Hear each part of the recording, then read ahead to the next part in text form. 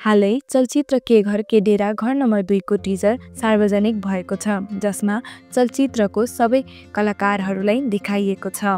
मुभीको टिजरमा पारिवारिक प्रेम, वियोग र त्यसले दिने मेन्टल स्ट्रेसलाई प्रेजेन्ट गरेको छ। निर्देशक दिपेन्द्र के खनालको यस चलचित्र एउटा आम नेपाली जो गाउँबाट काठमाडौँ आएर भोग्नु परेको सङ्घर्षलाई देखाइएको छ।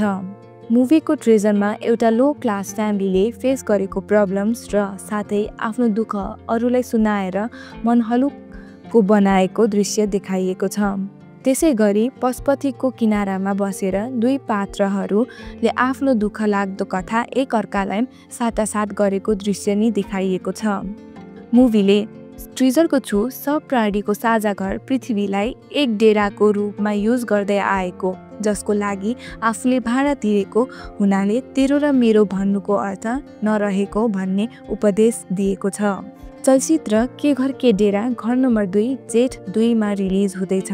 यसअघि सोही मुभीको सिरिज के घर के डेराले भने अडियन्सको मन जित्न सफल भएको थियो। अब पालो रहेको छ के घर के डेरा घर नम्बर 2 के निर्देशक दिपेन्द्रको यस चलचित्रले अडियन्सको मन जित्न सफल होला त?